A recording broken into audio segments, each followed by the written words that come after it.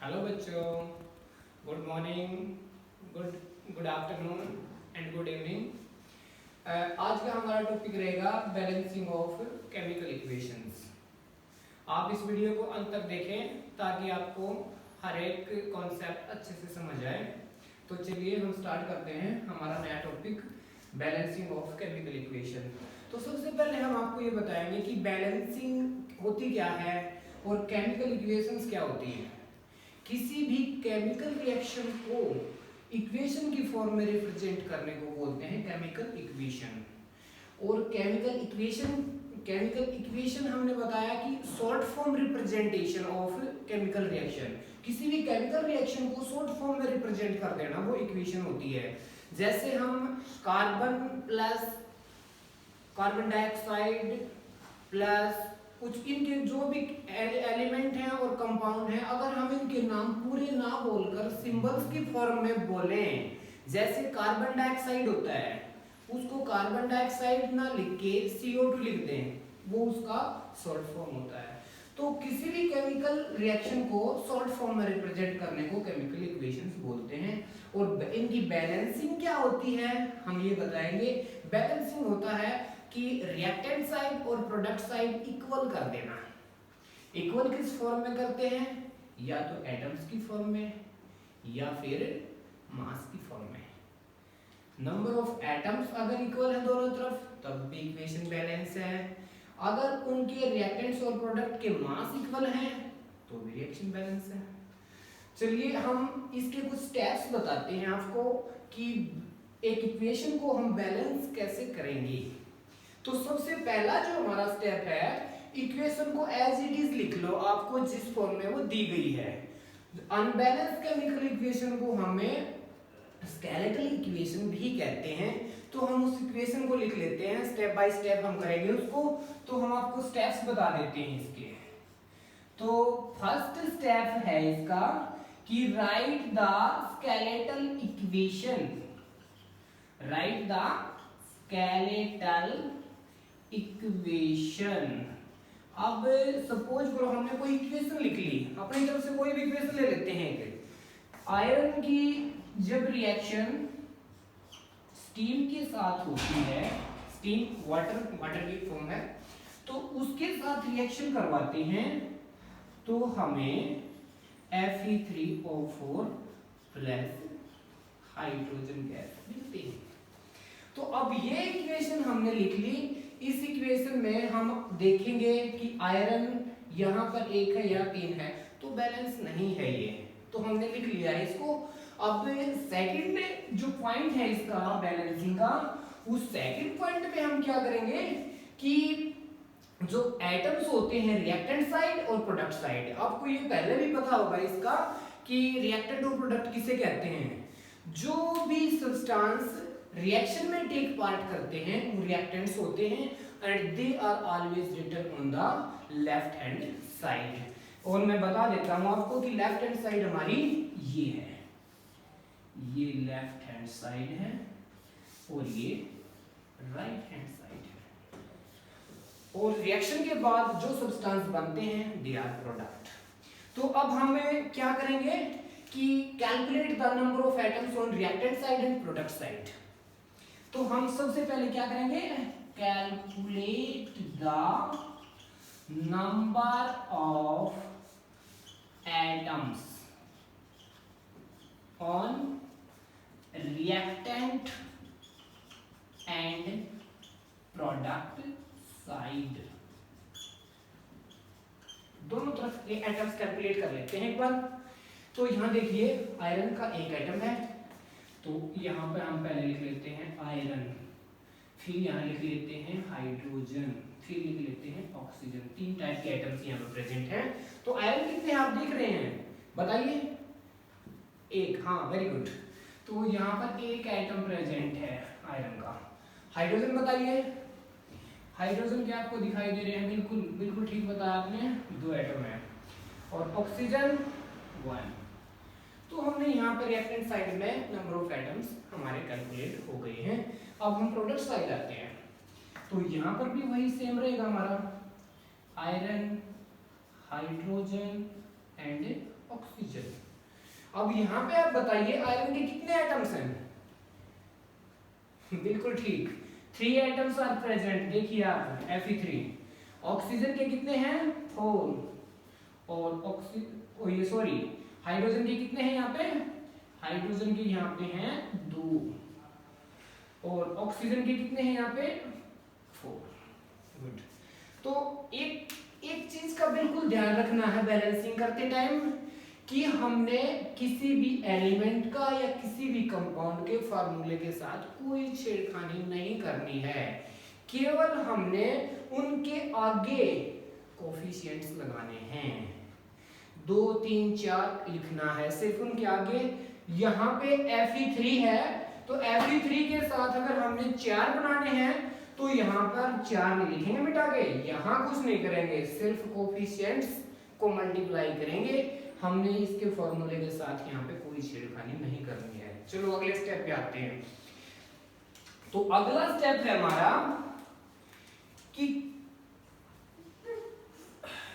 Balance the element compound, element का नाम उचित नहीं रहेगा, balance the compound which has highest number of atoms। Third step है बैलेंस द कंपाउंड और molecule which has highest number of atoms। तो इसमें हम देखेंगे कि आयरन में 1 है, वाटर में कितने एटम्स हैं? 2 हाइड्रोजन के 1 ऑक्सीजन का 3। अब यहाँ पे देखिए Fe3 में 3 आयरन है, ऑक्सीजन 4 है, तो टोटल कितने हो गए? हम यहाँ से हम थोड़ा सा इसको मिटा दे रहे हैं, तो आपको वो अच्छे से समझ आ जाना चाहिए, ताकि तो हम अब थोड़ा सा इसको इक्वेशन को मिटाते हैं। तो हम अगला थोड़ा सा ऊपर लिखते हैं इसको मिटा के। तो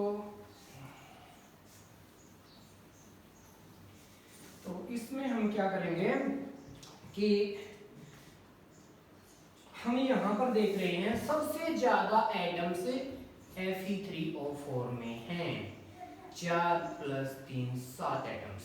तो हम यहाँ से बैलेंसिंग स्टार्ट करते हैं।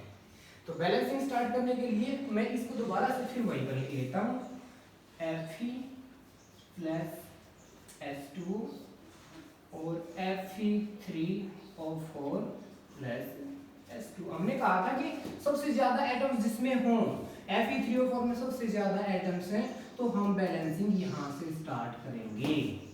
तो अब आप देखें आयरन कितने हैं यहाँ पे? 3 और उस साइड में 1।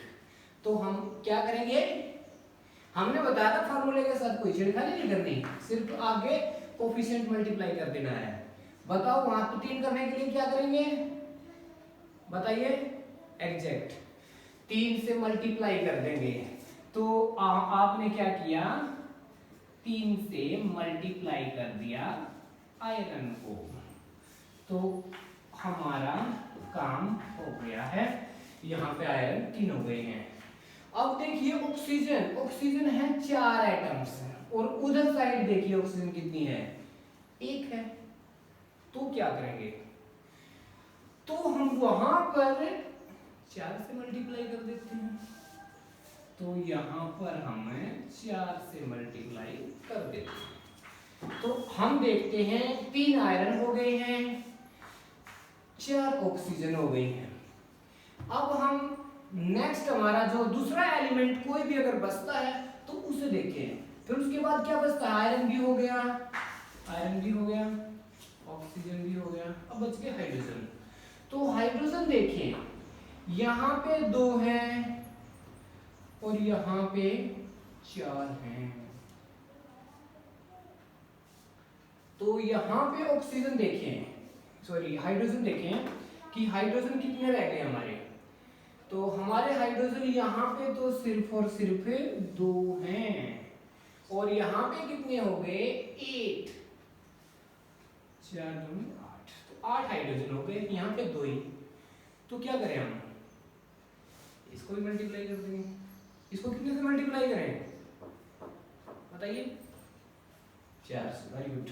तो यहाँ पर हम हमारे 4 से मल्टीप्लाई करेंगे तो हमारा काम यहाँ पे हो जाता है। तो अब देखिए, नेक्स्ट देखिए, अब नेक्स्ट हम देखेंगे, हम इस इक्वेशन को अब मैं दोबारा से लिख देता हूँ रीअरेंज करके, ताकि आपको अच्छे से पता चले कि हमारे नंबर ऑफ एटम्स हो गए हैं इक्वल या नहीं। अब आप देखिए, आप अपने आप ही बताइए कि आयरन 3 है, इधर भी आयरन 3 हो गए हैं, बैलेंस है ना? ओके। अब यहाँ पे ऑक्सीजन देखिए 4 है, यहाँ पे ऑक्सीजन 4 हो गई हैं, तो ये भी बैलेंस हो गया हमारा।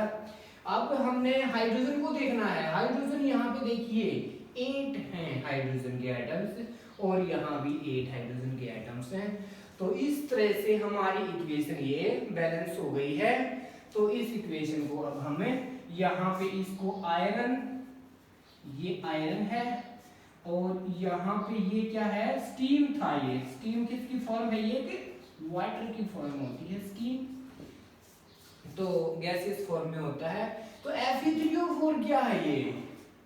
एक्चुअली में इसका जो नाम है वो फेरस फेरिक ऑक्साइड होता है, क्योंकि इसमें इसकी +2 भी ऑक्सीडेशन स्टेट होती है, +3 भी होती है। लेकिन हम यहाँ पे इसको, हमें फॉर्मूले से यहाँ पे कोई मतलब नहीं है, तो फेरस फेरिक ऑक्साइड भी लिख सकते हैं।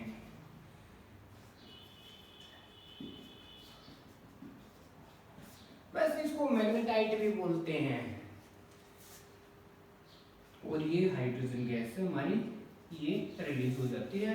तो इस तरह से हम देख रहे हैं कि हमारी इक्वेशन बैलेंस हो गई है कंप्लीटली। हाँ, अगर आपने इन स्टेप्स को एक बार फिर दोबारा से फिर रिवाइज कर देते हैं कि क्या क्या करना हमें 4 स्टेप्स में। ये हमारा 4th स्टेप था।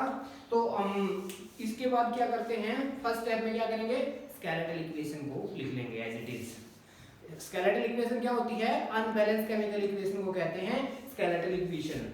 और सेकंड में हम क्या करेंगे कि दोनों साइड, प्रोडक्ट साइड भी और रिएक्टेंट साइड भी क्या करेंगे, नंबर ऑफ एटम्स को कैलकुलेट करें। अगर बैलेंस है तो हमें करने की जरूरत ही नहीं है, अगर अनबैलेंस है तो नंबर तीसरा स्टेप क्या है कि उस कंपाउंड या मॉलिक्यूल को बैलेंस करेंगे जहां जिसमें सबसे ज्यादा नंबर ऑफ एटम्स होते हैं। फिर हमने यहाँ पे देखा था कि Fe3O4 में सबसे ज्यादा एटम्स प्रेजेंट हैं, तो बैलेंसिंग हमने यहाँ से स्टार्ट की थी। ये बैलेंस होने के बाद हमने कोई दूसरा एटम बचता है तो उसे बैलेंस करना है 4th स्टेप। और एक जो बात मैंने सबसे इंपॉर्टेंट बताई थी कि फॉर्मूले के साथ हमने कोई भी छेड़छाड़ नहीं करनी है, सिर्फ हम बैलेंस करने के लिए कोफिशिएंट्स मल्टीप्लाई करते हैं। तो ये इक्वेशन, ये हम बैलेंसिंग हो गई है। एक और एग्जांपल हम लेके चलते हैं ताकि और अच्छे से आपको ये समझ आ जाए। एक बहुत ही अच्छा सा एग्जांपल और लेके चलते हैं हम। तो अब आप मुझे आप बताएंगे कि किस तरह से ये प्रोसीड करती है रिएक्शन। एक बहुत ही छोटा सा एग्जांपल लेके चलते हैं ताकि अच्छे से समझ में आए आपको। देखिए, आप इस एग्जांपल से सभी वेल नोन होंगे, H2 + O2 और H2, ठीक है। H2 + O2, hydrogen gas react with the oxygen to form water. तो अब हम इसमें क्या करेंगे, वही स्टेप्स आप बताइए, इसके स्टेप्स क्या होंगे। अब मैं आपसे पूछना चाहूंगा, सबसे पहला स्टेप क्या था, बिल्कुल ठीक, यानी स्केलेटल इक्वेशन को हमने लिखना है। Right the skeletal equation, skeletal equation को आपने लिख लिया है, H2 + O2 to form H2O। अब सेकंड नंबर पे हमें क्या करना है, सेकंड नंबर बताइए, एटम्स को कैलकुलेट करना है, रिएक्टेंट साइड और प्रोडक्ट साइड, बिल्कुल ठीक बताया आपने। अब हम यहाँ पे दो ही तरह के एटम्स हैं, हाइड्रोजन और ऑक्सीजन। तो क्या बताया था हमने, calculate the number of atoms on reactant and product side. अब आप यहां पे देखेंगे कि हाइड्रोजन लेफ्ट हैंड साइड में कितने हैं, 2 हैं। ऑक्सीजन कितने हैं, 2 हैं। अब प्रोडक्ट साइड में देखिए हाइड्रोजन कितने हैं, 2 हैं। ऑक्सीजन कितने हैं, 1 है। यानी कि इक्वेशन बैलेंस नहीं है, अनबैलेंस केमिकल इक्वेशन है। अब थर्ड स्टेप में आपको क्या बताया था, calculate the number of atoms या balance the equation which has maximum number of atoms in the compound or molecule। तो यहाँ पे आप बताओ सबसे ज्यादा नंबर ऑफ एटम्स किसमें है। यहाँ पे आपने देख लिया इसके अंदर 2 हैं, इसके अंदर भी देख लिया 2 हैं, इसके अंदर 3 एटम्स होते हैं, 3 एटम्स हैं। तो बैलेंसिंग कहाँ से स्टार्ट करेंगे, यहाँ से। गुड। तो यहाँ पर आप देखिए ये इक्वेशन हमने, इसको हम दोबारा से फिर लिख लेते हैं। तो इसको बैलेंस करना है वाटर साइड से। अब वाटर साइड से बैलेंस करते समय हमने ध्यान रखना है हाइड्रोजन बैलेंस है, ऑक्सीजन यहाँ पे 1 है, यहाँ 2 है। फॉर्मूले को चेंज नहीं करना है कहीं हम ये नहीं कर देना है कि यहाँ ऑक्सीजन 1 है तो यहाँ ऑक्सीजन लगा दी, नहीं, यहाँ पे कुछ नहीं करना है, सिर्फ और सिर्फ आगे करना है भाई। तो अब यहाँ पे ऑक्सीजन 1 है, यहाँ 2 है, तो क्या करोगे आप, इधर जिधर कमी है उधर मल्टीप्लाई कर दो उतने से, तो 2 यहाँ पर ऑक्सीजन हो गई हैं। अब आप देखोगे क्या हो गया है, अब आप यहाँ पे देखोगे कि ऑक्सीजन बैलेंस हो गई है लेकिन हाइड्रोजन अनबैलेंस हो गई है, क्योंकि हाइड्रोजन यहाँ पे 2 हैं और यहाँ पे 4 हो गई हैं। तो फिर क्या करोगे, जिस साइड में कमी रहेगी फिर कर दो मल्टीप्लाई। यहाँ पे 4 है, यहाँ 2 है, तो क्या करोगे 2 से मल्टीप्लाई कर देंगे। अब यहाँ पे आप देखोगे यहाँ पे 4 हाइड्रोजन हो गए हैं और 2 ऑक्सीजन हो गई हैं। अब हम देखेंगे, अब इसमें देखो, अब कैलकुलेट करो दोबारा से, हाइड्रोजन 4, ऑक्सीजन 2, यहाँ पे हाइड्रोजन 4, ऑक्सीजन 2, तो क्या कहेंगे, left hand side is equal to right hand side and it is the fundamental of balancing. तो हम देख रहे हैं यहाँ पे कि बहुत ही इजी है, इसको हीट एंड ट्रायल मेथड कहते हैं। जो ये मेथड है बैलेंसिंग का, इसे हीट एंड ट्रायल मेथड कहते हैं। तो हम इस मेथड के द्वारा आपके लेवल की यहाँ पे सभी केमिकल इक्वेशंस इसमें बैलेंस हो जाती हैं। और हाँ, इसमें हम थोड़ा सा कुछ और बताना चाहेंगे कि आपको बैलेंसिंग से, अगर आपको बैलेंसिंग कंप्लीट हो गई है तो इसके साथ हम इसको थोड़ा सा और इंफॉर्मेटिव बना सकते हैं। कैसे बनाओगे इंफॉर्मेटिव? इंफॉर्मेटिव बनाने का मतलब यहाँ पे है कि इनकी फिजिकल स्टेट लिख दो। हाइड्रोजन किस फॉर्म में थी, हाइड्रोजन किस फॉर्म में थी, बैलेंस बना के बैलेंस कर दिया हमने इसको। तो हाइड्रोजन गैसियस फॉर्म में होती है, तो उसके राइट साइड में जी लिख के उसको ब्रैकेट में क्लोज कर दो। ऑक्सीजन यहाँ पर गैसियस स्टेट में थी तो उसके सामने गैसियस स्टेट लिख दी। अब वाटर किस स्टेट में हमें मिला, लिक्विड स्टेट में, तो उसको हमने लिक्विड स्टेट लिख दी। यानी कि इंफॉर्मेटिव बनाने के लिए रिएक्शन को क्या करो, राइट फिजिकल